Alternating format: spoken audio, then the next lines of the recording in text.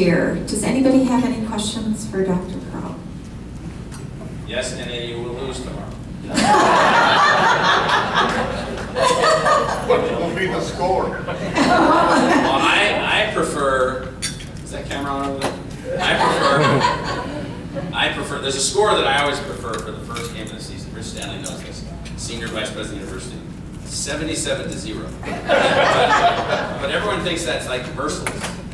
And I'm like, no, 77-0, because when I was at Iowa State as an undergraduate, that's what the University of Oklahoma used to do to every team they played for the first game. It was 66-0, 71-0, 77-0. Sounds perfect.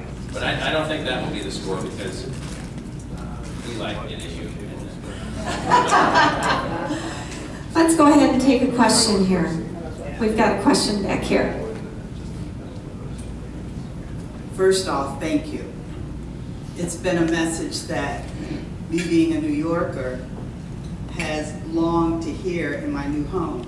So the question that I have is, what can we do collectively or singularly to get the message out? Well, I mean, I hope that the Chandler Chamber and other groups, your businesses and others that you all are a part of, and the City Council and others, and the East Valley Partnership and others, can just move to only positive messaging about the quality of this place and the things that can happen here, and that others that don't want to participate in that quality messaging can be drowned out. You can't, I'm not talking about getting people not to say things. I'm just talking about getting the message above the noise. Getting the message above the noise. So it's kind of funny, like, look at these Intel guys again. So over in Ireland, which has gone through some suffering the last couple of years admittedly, but even at the end of the suffering, are about 5 times the economy that they were prior to their modernization. You would have thought that somehow Ireland, and I've talked about Ireland before, and some of us have been to Ireland together, you would have thought that somehow they ruled the world in everything, because they just put out this image after image after image of the Irish turnaround and the Irish this and the Irish that. We outperform them. I tried to say to some folks the other day, I tried to remind them that the economy of Arizona is larger than the economy, let's say, of United Arab Emirates, which people think of with Dubai and Abu Dhabi with their unbelievable cities and the world's tallest buildings. The economy of Arizona is larger than the economy of UAE. It's larger than the economy of Malaysia. It's a powerful economy, a very powerful economy. But you wouldn't know that, because no one's like self-educated. And now we have unbelievable activities going on here with unbelievable things, and it's just drowned out. And so what everybody can do is they can make certain that individual businesses and individual chambers and individual groups like the City Council and the East Valley Partnership and others drown those other people out. So that's what I recommend, which means spending money on that also. Let's take another breath. Let's hear from you. Dr. Crow, thanks for the plug for East Valley Partnership. We appreciate that. It's a fantastic organization that works hard to advance on very complex issues at the state level. So how hard do we work, Dr. Crow? No, that's a bad question. What I'd like to know is, Mesa is adding 4 new universities, small but growing. Colleges, right? Colleges, universities, colleges. You've got a fantastic institution out of the Polytechnic campus, right. And there's some other privates around. Do you see some increase in the education attainment that you're helping us drive forward? Is it happening? It is happening. Now, the colleges in Mesa are just coming online. In fact, we're going to be meeting with Mayor Smith and the 5 presidents of the schools. We're going to be meeting them, I think, on one of the weekends coming up before the football game. We've got a dinner, we've got other events where we're trying to say, how can we help these colleges to be successful? What assets do we have to help these colleges get up and running and get going and so forth, and other things that we can do to work together and so forth. So that's how we're working that. But in terms of other things that we can be doing, I mean, what we really have to be doing is we really have to be focusing on creating an environment which is warm and welcoming and mature, and so that then leads to higher levels of college attainment. It turns out we are seeing higher levels of college attainment right now in Arizona. Phoenix Metro added in the last 2 years an additional 300,000 college graduates to the population above the base, which is a fantastic number. It's one of the highest numbers. New York City added 950,000. And so New York City is twice the size of Phoenix Metro, and they're adding 4 times the size number of college graduates. So we're in the game, not quite in the game as high at the level that we would like. Here's what we're not doing right now. Here's what we're not doing. So we are graduating huge amounts of new graduates. ASU is adding more than 1,000 new graduates as an additive per year. We need a better planting ground for those graduates to stay here and to grow here and to mature here. So Greater Phoenix is a place that attracts one of the largest numbers of older college graduates. And we're not in the top 40 for attracting younger college graduates. So we have an attraction problem for the kid that wants to live in one of these. They want to live in San Francisco, or they want to live in Toronto, or they want to live in Austin, or they want to live in Boston, or one of these places. We don't have enough of that sort of feel for them. And so that's something that we really need to work on. So attainment-wise, we're doing better. Retention-wise, we're not doing better. And we need to focus on that, which is a part of the messaging, a part of the dynamism, a part of the story. So we actually have people that we talk to that say, I don't want those people around there. Too many of them are Democrats. And I'm like, well, they won't be Democrats forever, because as they get older, they become Republicans. Okay, do we have another question? With that, we've got a couple here. Let's go here and then back here to Nicole. Jane. Good morning, and thank you very much. I really enjoyed your talk. I have a question. You talked about K-12 attainment and that we need to move that forward.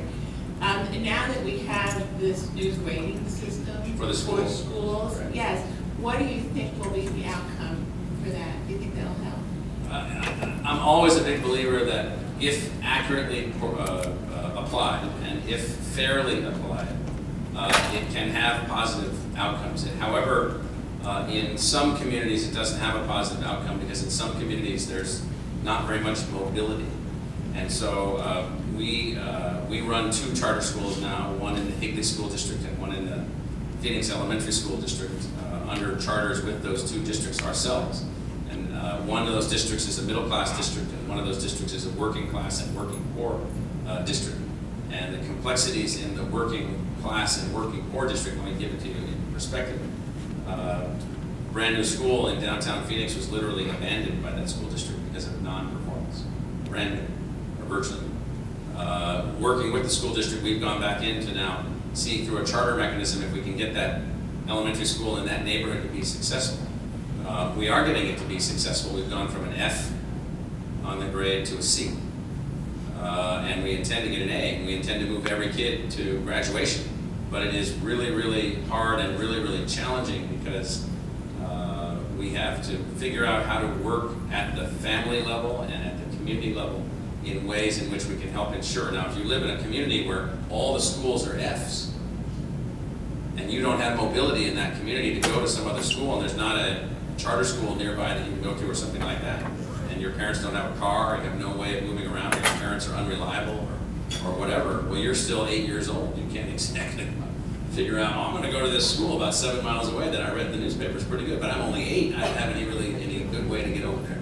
And so it's really complex on that. So I worry a little bit about the punishment of schools, and I believe that schools that get Fs should be basically taken over by somebody else and moved in a different direction. And so that's a simple, understated sort of response. But do I think it makes a difference, a positive difference? Yes. I have to believe also that funding should be allocated partially based on performance for schools also. That is, either you're performing and moving your kids to graduation. We're moving in a model now. Rich Stanley's here, Senior Vice President of the University and University Planner. We're moving on a model now where we've said to the legislative leadership, like Mr. McComish here, who's been a fantastic supporter of the university and helped us in every way, Mr. Faris and others, we don't want any more funding for inputs. We don't want any more funding for just students coming to the university. We want funding for graduates. How many graduates did we produce? How many high-quality, world-class university graduates did we produce? How much research did we do? Did we win on the competitive battlefields around the world? We want to be funded for that. Well, K through 12 on a performance-based model.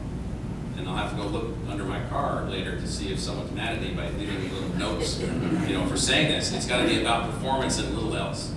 And so grading is a part of that. So yes, I think it's important. You got to be careful not to oversimplify it. Because if you get an F or a D grade, this is the thing that people forget. You're forgetting the mind of a 7-year-old. What does a 7-year-old do when they see an F on the door of their school? Or they hear everybody talking about their school has failed? What does that mean to an 8-year-old? What does that mean to a parent that never graduated from high school? What does that mean to a parent with an 8th grade education?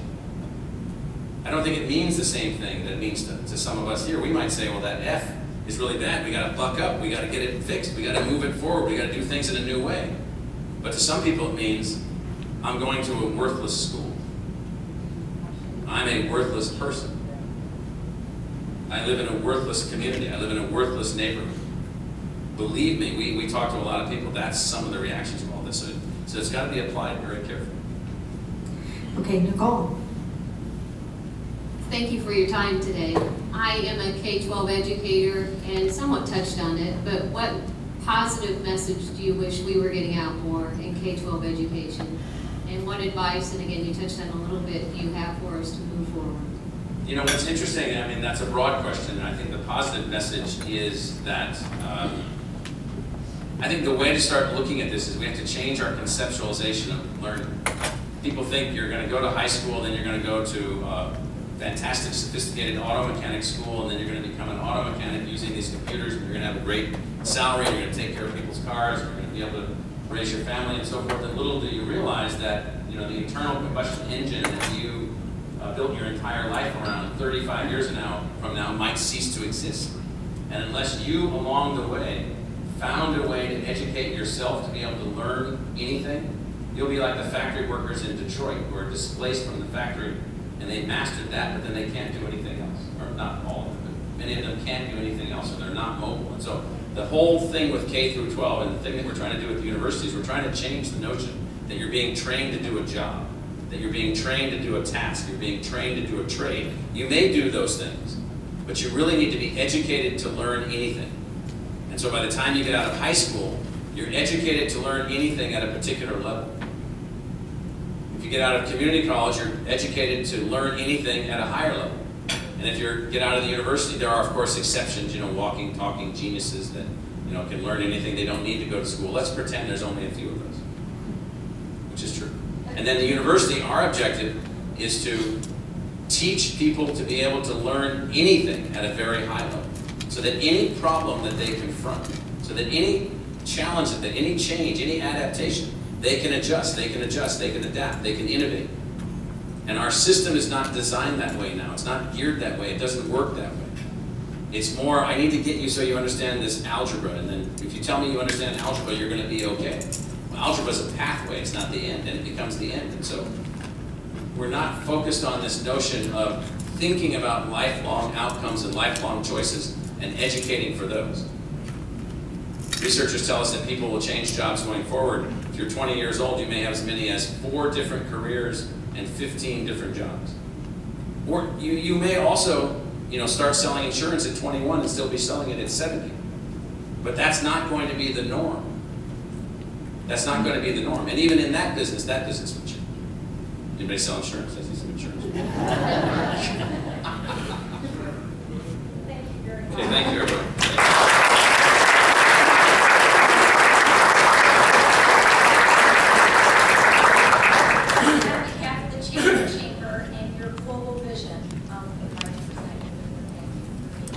Very much. Thank you.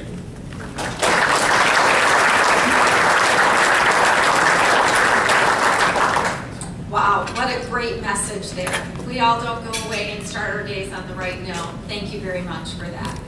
I'd also like to thank our sponsors, Salt River Project, Air Products and Chemicals, Arizona State University, Southwest Airlines, Intel Corporation, Wagner Properties, TrueCom.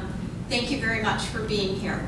On your tables, there's a couple of announcements for upcoming events. Our next economic update will be, we have a blue ribbon economist coming, Alan McGuire, who will be actually speaking to us at the end of September and giving us forecast on what we should expect for fourth quarter, as well as our city's own Christine Mackey, who will be giving us an economic update on what's going on here in Chandler, as always. So we appreciate that. And then, of course, in December, we have our annual bus tour, and that, again, is narrated by our city's economic development department, and it always sells out. So we hire a double-decker bus to come in, and she will give you an entire tour of the city and tell you all the ins and outs and what new things are happening. So make sure you book your tickets early for that. Again, I want to thank each and every one of you for being here, and I hope this message inspires you and that we can work collaboratively together to move not only Chandler forward, but Arizona forward. Thank you for being here this morning.